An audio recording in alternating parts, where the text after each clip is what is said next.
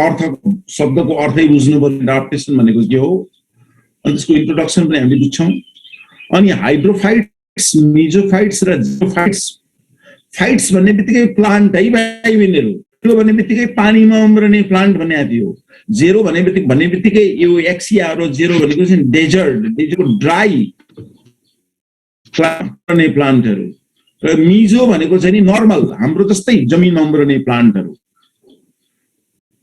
यिनीहरूको एडाप्टेसन फिचरहरू त्यस्तै aquatic, terrestrial, aerial, fossorial, arboreal र जेरिक एनिमल्सको एडाप्टेसन फिचरहरू पानीमा बस्ने जमिनमा बस्ने हावामा उड्न सक्ने अनि जमिनभित्र दुलो बनाएर प्वाल बनाएर बस्ने रुखमाथि बस्ने र ड्राई क्लाइमेटमा डेजर्टको ड्राई क्लाइमेटमा बस्ने एनिमल्सहरूको शरीरमा के कस्ता क्यारेक्टर्सहरू हुन्छन् त्यो कुरालाई बुझ्छौँ अनि general knowledge about bacteria, virus, fungi and protozoans भनेर हामीले भनिसकेका छौँ यो एच ले सुरु पनि गरेको यसलाई चाहिँ यो चाहिँ नि लको पार्ट हो यो आज हामी एडाप्टेसनको मिनिङ र इन्ट्रोडक्सनबाट क्लास अगाडि बढाउने ओके अब एकचोटि कोसिस गरौँ बुझ्नलाई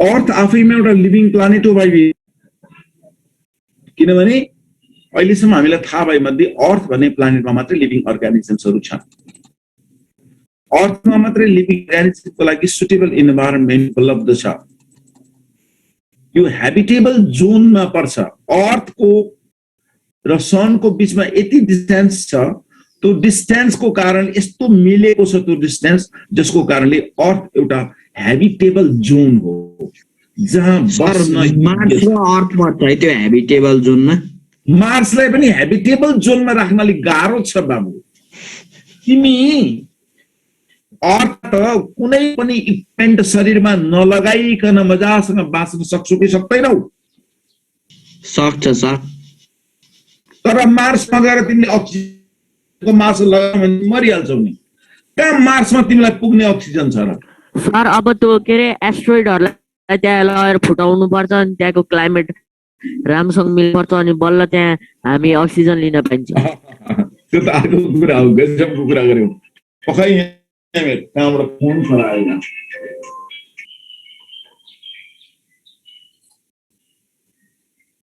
सर इलन मस्कले लाग्यो भने नि त 2030 भन्दा अगाडि ओके अब त्यो साइन्टिस्टहरुले सबै कुराको चाहिँ नि त्यो म्यानेजमेन्ट गर्न सके भने त होला टेम्परेचरको हिसाबले अलिअलि हेबिटेबल जोनमा त पर्छ तर हेबिटेबल जोनमा त्यसमा हेबिटेबल हुनलाई धेरै एस्ट्रोइडहरु चाहिन्छ रे के सर अनि त्यो फुटाउनलाई त कहाँ त्यसको बिलियन हैन ट्रिलियन भन्दा पनि धेरै खर्च लाग्छ एनीवे त तपाईलाई अलिकति इन्ट्रेस्ट रहेछ यो एस्ट्रोफिजिक्स तिर राम्रो कुरा हो यो वेल अब हामी पढौं यहाँ Earth is a living planet as it keeps so many kinds of organisms. Very simple. Some organisms are aquatic, some are terrestrial, some are aerial. Aerial means flying animals. And some live inside the body of other organisms. This to other organisms हामी host भन्छौं as parasite. मानिसको शरीरमा यदि tapeworm छ भने tapeworm parasite हो मानिसको शरीर चाहिँ होस्ट हो all organisms are compelled to remain in their own habitat in order to survive and reproduce भाइ बहिनी यो गजबको कुरा सेन्टेन्स छ यो पृथ्वीमा जति पनि अर्गानिजम्सहरु छन् नि ती अर्गानिजम्सहरु एउटा कुरामा बाध्य छन् दे आर कम्पेल्ड भनेको तिनीहरु बाध्य छन् के गर्न बाध्य छन् थाहा छ आफ्नै ह्याबिटेटमा रहनको लागि यदि आफ्नो ह्याबिटेटलाई छोडेर अर्को ह्याबिटेटमा गयो भने तिनीहरु बाँच्न पनि सक्दैनन् र सन्तान उत्पादन गरेर आफ्नो ट्रेस आफ्नो रेसलाई आफ्नो जेनेरेसनलाई बचाइराख्न पनि सक्दैनन् भाइ बहिनीहरु रिप्रोडक्सन पनि लाइभलीहुडका लागि अत्यन्तै आवश्यक कुरा हो मेकानिजम हो है किनभने प्रोडक्सन भएन भने अर्गानिजम त हरेक अर्गानिजम त जन्मेपछि त मर्छ एक दिन। त्यो मर्नुभन्दा अगाडि रिप्रोड्युस गर्यो भने पो त्यो अर्गानिजमको जेनेरेसन बाँचिरहन्छ। मेरा हजुरबा मरे पनि केही फरक परेन, किनभने मेरा हजुरबाले मेरा बा जन्माइसकेका थिए। मेरा दुःख लागेन सर तपाईलाई? यस, मेरा बा मरे पनि केही फरक परेन, किनभने मेरा बा मरे पनि आफू मर्नुभन्दा अगाडि मेरा बाले हामीलाई जन्माइसक्नु भएको थियो। सर फरक परेन तपाईलाई? अब त्यस्तो प्रकारको मृत्युमा फरक नपर्ने भन्ने कुरा त हुँदैन, तर मान्छेको जेनेरेसन त बचिरह्यो नि बाबु। पृथ्वीबाट मान्छेको जेनेरेसन त लोप भएन नि, मान्छेको जेनेरेसन बचिरह्यो क्या। मान्छे धेरै भयो भने यहाँ पपुलेसन गरेर नेचुरल रिसोर्सेसको हामीले राम्रोसँग उपयोग गर्न पाउनु भनेर सरले भन्नुभएको छ। त्यहाँ मर्नु पनि आवश्यक छ र फेरि जन्मनु पनि आवश्यक छ, होइन? अनि जन्मनु र मर्नुको बिचमा बाँच्नु आवश्यक छ। अनि त्यो दुईटै कुरा बाँच्नको लागि पनि रिप्रोडक्सनको लागि पनि सुटेबल ठाउँ भनेको कहाँ भने आफ्नो हेबिटेट मात्रै हो। जुन हेबिटेटमा त्यसको जन्म भएको छ त्यही हेबिटेटमा सुटेबल हुन्छ। जस्तो हामी हावामा सास फेरेर मजासँग बाँच्न सक्छौँ, यही जमिन जुन इन्भाइरोमेन्टमा अहिले हामी बाँचिरहेका छौँ त्यसमा बाँच्न पनि सक्छौँ, त्यही इन्भाइरोमेन्टमा बसेर हामी रिप्रोडक्सन गरेर हाम्रो सन्तान बढाउन पनि सक्छौँ। आफू मरे पनि हाम्रा सन्तान त बाँचिरहन्छन्, त्यसपछि तिनीहरूले पनि सन्तान जन्माउँछन्, तिनीहरू पनि मर्छन्, तर मर्नुभन्दा अगाडि सन्तान जन्माउने भएको हुनाले तिनीहरूको सन्तान त बाँचिरहन्छ। तर हामीले यो इन्भाइरोमेन्टलाई छोडेर समुद्रभित्र गएर बाँच्छु भनेर सक्छौँ? सक्दैनौँ। त्यहाँ अरू जीव बाँचिरहेका छन्, समुद्रभित्र किन, पोखरीभित्र गएर पनि बाँच्न सक्दैनौँ हामी। त्यहाँ अरू जीव बाँचिरहेका छन्, हामी बाँच्न सक्दैनौँ। चराहरू मजासँग उडिरहेका छौँ, लौ हामी पनि त्यसरी उड्न खोजौँ न एकचोटि, पहाडहरू हामपालौँ न, ग्लाइड गरौँ न हामी पनि एकचोटि। तर हामीसँग त्यस्तो प्रकारको नेचुरल ग्लाइड छैन, विङ छैन। हामी पहाडबाट हामफाल्यो भने सिधै कुदेर लडेर मर्ने। एउटा गिद्ध, एउटा चिल चाहिँ रुखको टुप्पाबाट मजासँग हाम फाल्न सक्छ, सुरक्षित अवतरण हुन सक्छ, जम्पिङ गर्न सक्छ। हामीले त्यसै गरी हामी मर्छौँ। त्यसैले हामीले हाम्रो हेबिटेटलाई छोडेर अर्को हेबिटेट, हामी हाम्रै हेबिटेटमा बस्नको लागि बाध्य छौँ। यो कुरालाई बुझ्नुहोस्। All organisms are compelled to remain in their own habitat in order to survive and reproduce. If they are put in different habitat, they cannot survive at all. Number 4, nature has equipped भनेको नेचरले हामी सबैलाई विभिन्न प्रकारको इक्विपमेन्टहरू दिएर पठाएको छ। हाम्रो शरीरमा विभिन्न प्रकारका इक्विपमेन्टहरू दिएर पठाएको छ। इक्विपमेन्टले हामी बाँच्नको लागि, रिप्रोडक्सन गर्नका लागि आफ्नै सबै प्रकारका कामहरू गर्न सक्छौँ। Nature has equipped all organisms with some special abilities to sustain their lives in their own habitat. नेचरले दिएको जुन एबिलिटी छ, जुन एबिलिटीले हामीलाई इक्विप्ड गरेको छ नेचरले, हेल्प देम, ती एबिलिटी हामीलाई मद्दत गर्छन्। These abilities help them to search food and to digest them, eat other intra-specific or inter-specific organisms for food, shelter, sex, to defend from their predators. भाइ बहिनीहरु अर्थ बुझ्नुभयो?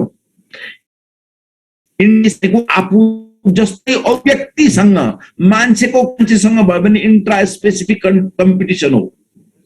तर इन्टर स्पेसिफिक भयो भन्यो भने एक प्रकारको अर्गानिजमको अर्कै प्रकारसँग पनि कम्पिटिसन हुन्छ। मान्छे र बाघको कम्पिटिसन भयो भने मान्छेले बाघको वासस्थान घटाउन खोज्छ, जंगल फाडेर आफ्नो खेतीपाती, आफ्नो बस्ती बसाउन खोज्छ। कम्पिटिसन भयो, बाघले मान्छेलाई खाइदिन सक्छ। त्यस्तो गर्यो भने जंगलमा बस्ने ठाउँ नपाएपछि सहर पस्नु पर्यो, सहर पसेपछि मान्छे अनि मान्छेलाई भोजन बनाउनु पर्यो। जङ्गलमा बसे अब मृगलाई खान्थ्यो, सहर बाहिर त्यो मान्छेलाई खान्छ। त्यो प्रकारको सङ्घर्षलाई इन्टर स्पेसिफिक कम्पिटिसन भन्छ। केका लागि हुन्छ त्यो कम्पिटिसन? फुडका लागि हुन्छ, सेल्टरका लागि हुन्छ, सेक्सका लागि हुन्छ, इनेमिजहरूलाई शत्रुहरूलाई पराजित गर्नका लागि हुन्छ, डिफिट इनेमिज शत्रुहरूलाई पराजित गर्नका लागि हुन्छ, and to escape from their predators आफूलाई मार्न सक्ने जुन सिकारीहरू हुन्छन् त्यस्तो सिकारीबाट फुत्कनका लागि, भाग्नका लागि, बच्नका लागि त्यो कम्पिटिसन हुन्छ। These abilities of organisms for survival in their own habitat and to reproduce are known as adaptation by human. हरेक अर्गानिजमलाई जुन नेचरले आफ्नो ह्याबिट्याटमा बाँच्नको लागि र सन्तान जन्माउनको लागि शरीरमा जुन जुन एबिलिटिजहरू दिएर पठाएको छ, विभिन्न अङ्ग दिएर पठाएको छ, अङ्गहरूमा विभिन्न एबिलिटिजहरू दिएर पठाएको छ, त्यो सम्पूर्ण एबिलिटिजहरूको नाम नै हो एडाप्टेसन।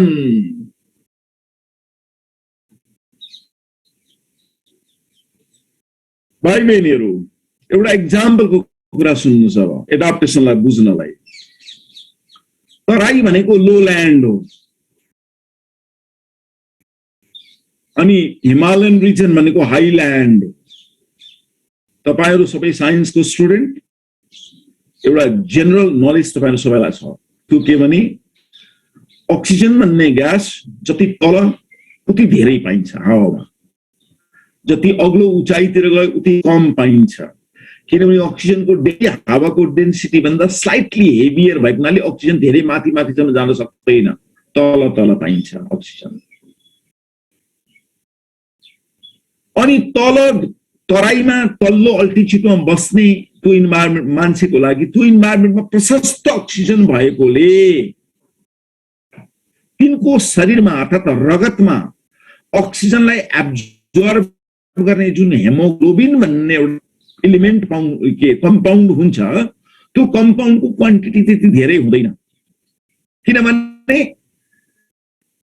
हेमोग्लोबिनको काम अक्सिजन एब्जर्ब गरेर दिनु हो। सर अनि त्यो उचाइमा बस्नेहरुकोमा हेमोग्लोबिन धेरै हुन्छ। त्यसले तराईमा बस्ने हेमोग्लोबिन कम भएको, रगतमा हेमोग्लोबिन कम भएको मान्छेलाई एकैचोटि सगरमाथाको उचाइमा लगेर राखिदिने हो भने सगरमाथाको उचाइमा पुर्याउन नै पर्दैन। त्योभन्दा धेरै तल नै उसलाई हाई अल्टिट्युड सिकनेस लागेर उसको रगतमा भएको हेमोग्लोबिनले त्यहाँ थोरै मात्रै पाइने अक्सिजनलाई आफूलाई चाहिने जति लिनै सक्दैन। इन्भाइरोमेन्टमा अक्सिजन एकदमै कम छ, उसको शरीरमा हेमोग्लोबिन कम छ अनि शरीरको आवश्यकता उसले पूरा गर्न सकिन।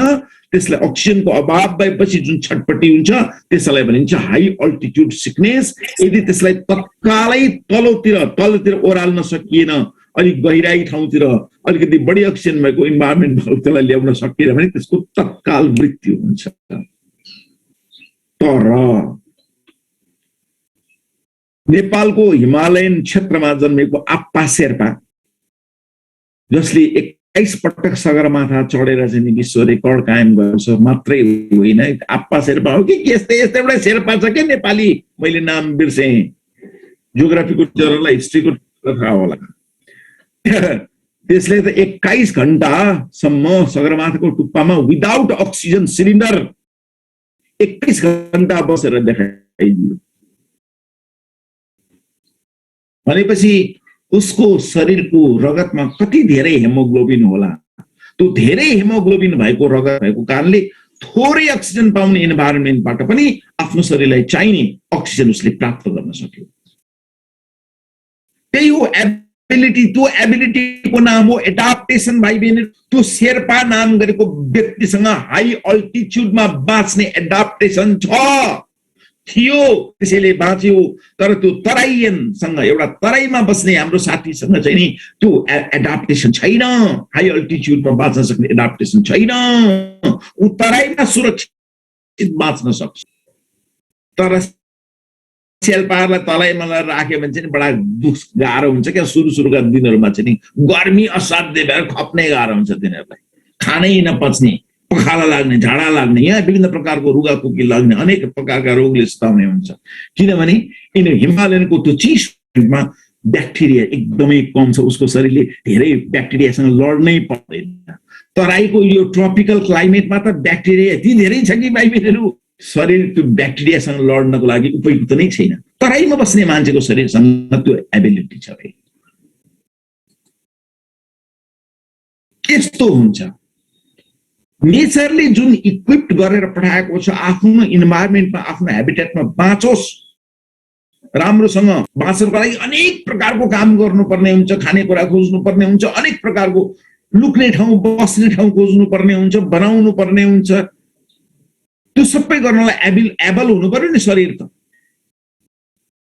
विचार गरेर त मान्छेसँग यस्तो प्रकारको कुकुरको जस्तो मात्रै खुट्टा भइदिएको भए, हातको सट्टा कुकुरको जस्तो अङ्गारा भएको खुट्टा भइदिए भए हामी यति धेरै प्रकारको कम्प्युटर चलाउने, गाडी चलाउने, यो बनाउने त्यो बनाउने गर्न सक्थ्यौँ भाइ बहिनीहरू? सक्दैनथ्यौँ नि।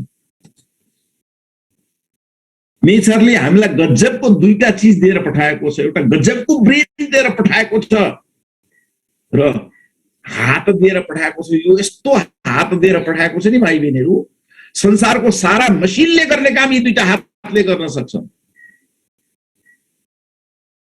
तेस्रो कुरा पनि छ नेचरले हामीलाई दिएको, दुई खुट्टामा उभिएर ठाडो उभिने क्षमता। सबै जनावरहरू होराइजेन्टल बस्छन् जमिनमा, हामी मात्रै ठाडा छौँ। यो एबिलिटीले हामीलाई अरूभन्दा सुपिरियर बनाएको छ। तर के गर्नु, हामी पानीभित्र डुबेर बाँच्न सक्दैनौँ। हामी एक्सट्रिम एन्टार्क्टिकाको एक्सट्रिम कोल्ड इन्भाइरोमेन्टमा पेन्गुइनहरू बाँचे जस्तो बाँच्न सक्दैनौँ।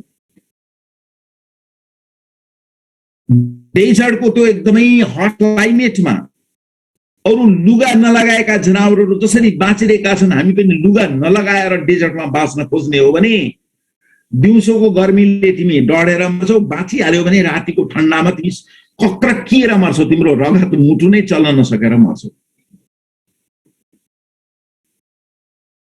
त्यो प्रकारको क्षमता दिएको छैन तिमीलाई नेचरले। हो, नेचरले दिएको यो क्षमतालाई एडाप्टेसन भनिन्छ भाइ बहिनीहरू। मैले एडाप्टेसन भन्ने शब्दको अर्थ बुझाउन तपाईँलाई धेरै मेहनत गरेँ, धेरै खर्चमा यसमै खर्च लगाएँ। मैले किन खर्च गरिरहेको छु यो यत्रो लागि? यो जब एउटा एडाप्टेसन भन्ने शब्दको लागि भने नि, तपाईँ एडाप्टेसनको मर्मलाई बुझ्नुभयो भने अब तपाईँ आफैले पत्ता लगाउनुहुन्छ कि कुन कुन अर्गानिजमलाई बाँच्नको लागि नेचरले कस्तो कस्तो प्रकारको एडाप्टेसनहरू अर्थात् एडाप्टेसनल क्यारेक्टर दिएर पठाएको रहेछ। किनभने you have seen so many kinds of organisms. तपाईँले देख्नु भएको छ, आफैले देख्नु भएको छ। कुकुर किन दौडिन सक्छ, कुकुर किन भुक्न सक्छ, कुकुर किन सुँगेर थाहा पाउन सक्छ, तपाईँलाई थाहा छ। तपाईँको झ्यालबाट हाम फालेको बिरालो, आँगनमा हाम फालेको बिरालो सुरक्षित ल्यान्डिङ गर्न सक्छ। तपाईँले त्यही कोसिस गर्नु भने तपाईँ चक्राचुर भएर तपाईँको हात खुट्टा भाँचिन्छ। किन? बिरालोसँग के क्यापासिटी छ तपाईँलाई थाहा छ। हो, त्यही हो एडाप्टेसन भनेको।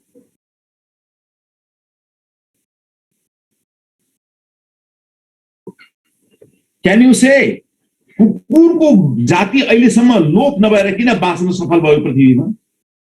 कुकुर भन्ने जात, ल कसैले भन्न सक्छ भने आफ्नो जेनेरेसन कन्टिन्यू गरे, रिप्रोडक्सन गर्न पाइरहेछ, त्यसैले हो सर। रिप्रोडक्सन गर्नको लागि पहिला त बाँच्न पाउनु पर्यो। बाँच्न कसरी पाइरहेछ? बाँच्नको लागि खाना परेको परेन? एड गरिरहेछन् सर तिनीहरूले। तिनीसँग नेचरले गजबको एउटा क्यापासिटी दिएर पठाएको छ क्या। के भने नि, मान्छेसँग मिल्ने, मान्छेलाई मालिक ठान्ने त्यो प्रकारको सोचाइ नेचरले तिनको दिमा हालिदिएको छ। मान्छेलाई मान है भनेर सिकाएर पठाएको छ। अनि मान्छेको सङ्गत पाएपछि उसले खाना पनि पायो, सुरक्षा पनि, बस्ने ठाउँ सेल्टर पनि पायो, शत्रुबाट बच्न पनि पायो। सबै कुरो पायो कि पाएन? पायो। त्यसलाई घृणा गरेको भए त्यो मान्छेको यसरी डोमेस्टिकेटेड भएर बस्न पाउँदैन थियो। सायद जलमा जानु पर्थ्यो। जंगलमा गएको भए उसको जीवन त्यस्तो सहज हुने थिएन भाइ बहिनी। जति सहजसँग तिम्रो घर तिम्रो गाउँ टोलमा कुकुर भुर्किरहेको छ, खाना पाइरहेको छ नि, जंगलमा बस्ने जंगलको राजा सिंहले पनि त्यति सजिलोसँग खाना पाउँदैन। तपाईहरुलाई थाहा छ बाघले 20 पटक आक्रमण गर्यो भने एउटा आक्रमण सफल बन्छ रे।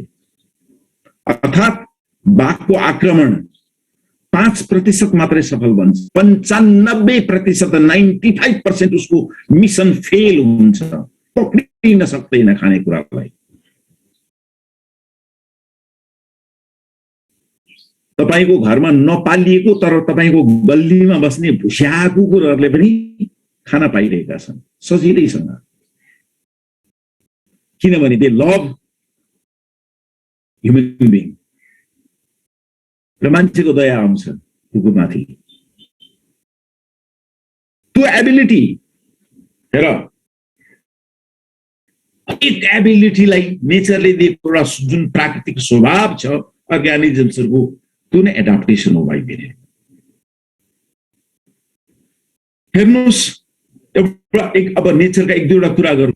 तपाईले आफ्नो हात गोडालाई 2 घण्टा 3 घण्टा जति पानीमा डुबाइराखेर पछि निकालेर हेर्नु हो भने के पाउनुहुन्छ भने हात खुट्टाका छालाहरू पुरै चाउरी चाउरी, त्यो छोकडाको सर्फेस चाउरीको जस्तो छोकडा वा डेट्स, त्यसको सर्फेस जुन चाउरिया हुन्छ नि, मरिचको सर्फेस चाउरिया जस्तो तपाईको हातको छाला चाउरिन्छ। छोरी मान्छेहरूले लुगा धुन्छन् होला अलिअलि, छोरीहरू त्यो लुगा धोइरहेको बेलामा लुगा धोइसकेपछिको हात हेर्यो भने कस्तो अर्कै भइराखेको हुन्छ नि, फुसको फुलेको फुलेको जस्तो। तर जीवनभरि पानीमा बिताउने माछाको शरीर त्यस्तो कहिले नै हुँदैन नि। पानीमा बसिरहेको छ त्यो माछा, त्यसको शरीर किन त्यस्तो नभए, त्यसको छाला किन त्यस्तो नबिग्रे?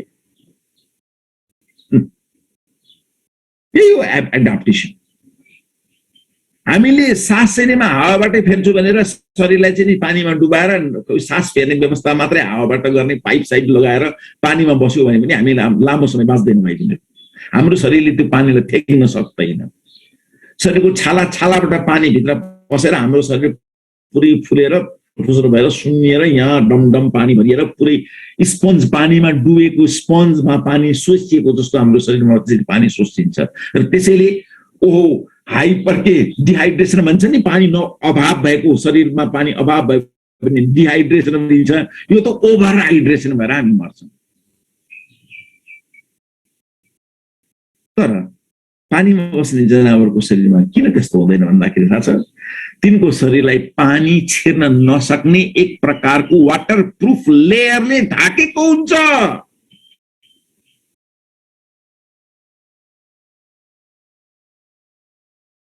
त्यसैले पानीमा जीवनभरि पानीमा बस्दाखेरि पनि पानीभित्र छिर्दैन शरीरबाट उनीहरूको। कोही मुखबाट पानी छिराउँछन्, त्यो गिल्सबाट निकाल्छन्, गिल्सबाट जति मुखबाट पानी निस्किन्छ त्यो सबै गिल्सबाट निक्लिन्छ। त्यो पानीमा डिजल्भ भएको अक्सिजन गिल्सले एब्जर्भ गरेर लिन्छ। कहिलेकाहीँ आवश्यक पर्यो भने तिनीहरूले पानी पिउन सक्छन्, अदरवाइज शरीरबाट पाइदैन। त्यो प्रकारको अब त्यही एबिलिटी त प्लान्टमा पनि हुनु पर्यो, नत्र प्लान्ट पनि त आखिर प्लान्टलाई पनि त पानीमा डुबाइदियो भने हाम्रो जमिनमा उम्रने प्लान्टहरूलाई तिमीले डुबाएर राख्दियौ त त्यो प्लान्टको बडी पनि बिग्रिन्छ, प्लान्ट मर्छ त मर्छ नै, त्यो प्लान्टको मरेको प्लान्टको बडी पनि बिस्तारै बिग्रेर जान्छ, रटन भएर जान्छ। तर एक्वाटिक प्लान्टहरू किन रटन हुँदैनन्?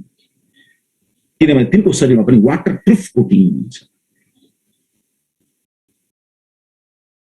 हो यस्ता यस्ता एबिलिटिजहरू अब यो च्याप्टरमा पढ्ने हो हामीले।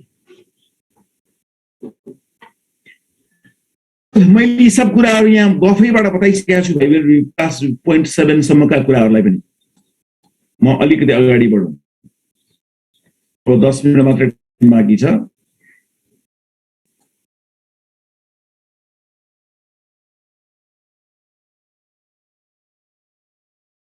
प्लान्टको मतलब विशेष हेबिट्याट, कुन ठाउँमा उम्रिन्छन् प्लान्टहरू त्यसको आधारमा plants are classified into 3 groups: hydrophytes, mesophytes, xerophytes.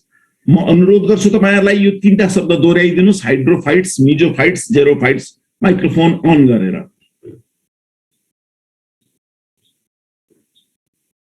Hydrophytes, mesophytes, xerophytes, दोहोऱ्याउनुहोस् यो शब्द।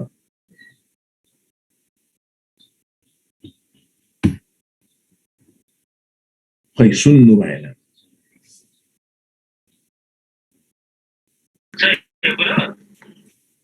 Hydrophytes, mesophytes, xerophytes. Hydrophytes are aquatic or marine plants. नुन नभएको पानीमा बस्ने वा नुन भएको पानीमा उम्रने प्लान्टहरूलाई नि हाइड्रोफाइट्स भन्छौँ। यिनीहरू युनिसेलुलर पनि हुन सक्छन्, मल्टिसेलुलर पनि हुन सक्छन्। यिनीहरू नन फ्लावरिङ पनि हुन सक्छन्, फ्लावरिङ पनि हुन सक्छन्, पानीमा बस्ने। यिनीहरू हर्ब पनि हुन सक्छन्, सप्स पनि हुन सक्छन्, तर पानीभित्र ट्रिजहरू चाहिँ छैन। Their body is coated with waxy substance. उही मैन जस्तो पदार्थले तिनको शरीरलाई ढाकेको हुन्छ, गरिएको हुन्छ, which prevents unnecessary entering of water and well adapted to get a nutrition. पानी चाहिँ छिर्न नसक्ने तर न्युट्रिसन लिने, रेस्पिरेटरी ग्यासहरू एक्सचेन्ज गर्ने, अक्सिजन लिनु पर्यो, कार्बन डाइअक्साइड फ्याँक्नु पर्यो, फोटोसिन्थेसिस गर्नको लागि कार्बन डाइअक्साइड लिनु पर्यो, अक्सिजन फ्याँक्नु पर्यो, त्यो चाहिँ फेरि नरोकिने, पानी मात्रै भित्र छिर्न नसक्ने प्रकारको मेकानिजम हुन्छ। देयर बडी जेनरली फ्लेक्सिबल, एकदमै लल्याक लुलुक्क परेको बडी हुन्छ तिनीहरूको। काठ जस्तो जमिनमा उम्रने रुखका काठहरू जस्तो कडा हुँदैन। त्यो कडा नभएकोले, लल्याक लुलुक भएको हुनाले, फ्लेक्सिबल भएको हुनाले के गर्छन् भने तिनीहरूले सजिलैसँग पानीको स्ट्रङ थ्रस्ट जुन हुन्छ, पानीको जुन धक्का हुन्छ त्यसलाई सहन सक्छन्।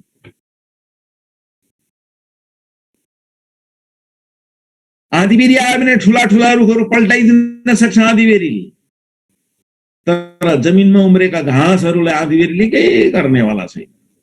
आँधीबेहरी आउँछ, घाँस निहुरिदिन्छन्, बस सक्यो। आँधीबेहरी सकिन्छ, फेरि घाँस ठाडो हुन्छन्। फ्लेक्सिबल छन् घाँसहरू, तर कडा भएको रुख चाहिँ भाँचिन सक्छ। पानीमा बस्ने बिरुवाहरू फ्लेक्सिबल छन् किनभने तिनीहरूले हावाको भन्दा पनि कडा हुन्छ पानीको थ्रस्ट, पानीको झोक्का, पानीको प्रेसर। तपाईले सुनामीको चित्र देख्नुभयो होला नि, कहिलेकाहीँ भिडियोहरू देख्नुभयो होला नि, सुनामी आउँदाखेरि कसरी त्यसले मान्छेले बनाएको संरचनाहरूलाई, कन्स्ट्रक्सन्सहरूलाई, सडक पुल भवनहरूलाई क्या एकैछिनमा भत्काइदिन्छ, भ्याङ्गै हिर्काइदिन्छ। त्यस्तो थ्रस्टलाई थप्नको लागि तिनको शरीर के हुनु पर्यो? फ्लेक्सिबल हुनु। Number 3, मेसोफाइट्स भनेको कस्तो बिरुवा हो? दे आर टेरेस्ट्रियल प्लान्ट्स, जमिनमा उम्रने बिरुवा हुन्। That grow on moistened soil, moisture भएको सोइलमा उम्रन्छन् यी बिरुवाहरू। मोइस्चर भएको सोइलमा उम्रन्छन्। हाम्रो यतातिरको माटोमा मोइस्चर हुन्छ, 2-4 दिन पानी नपरे पनि केही फरक पर्दैन। यसो अलिकति हेरियो माटोमा यसो खरियो भने तलको माटोहरू अलिअलि भिजेको जस्तो पाइन्छ। त्यस्ता ठाउँमा उम्रने बिरुवालाई मेसोफाइट्स भन्छन्। हाम्रो वरिपरिको इन्भाइरोमेन्टमा उम्रने बिरुवाहरू मेसोफाइट्स हुन्। पोखरीतिर उम्रने बिरुवा बाहेक तिनीहरू त हाइड्रोफाइट्स भइहाले।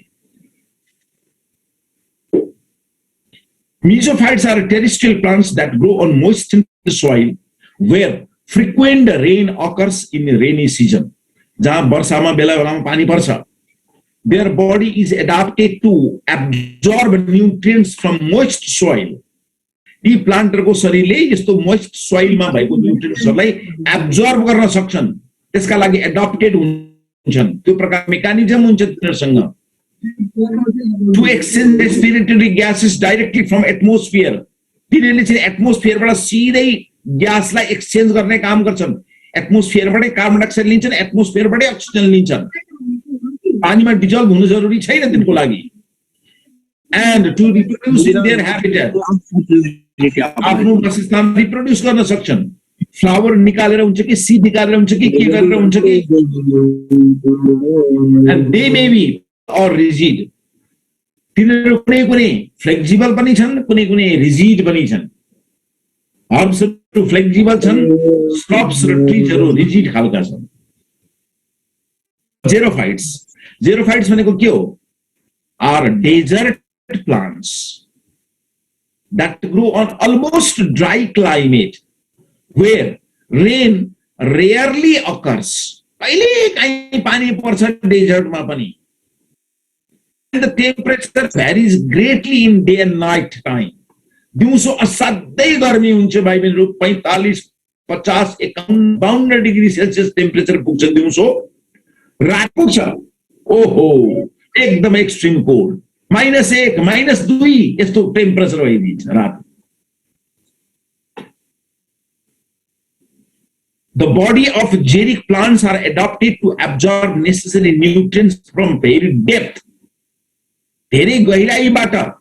त्यसको जरा कस्तो हुन्छ, त्यो डेजर्टमा उम्रने प्लान्टको जरा भने धेरै गहिरो ठाउँसम्म वा धेरै लामो भएर टाढा टाढा झोडाइ जान सक्छ, पानी भएको ठाउँतिर जाने हो. The body of xeric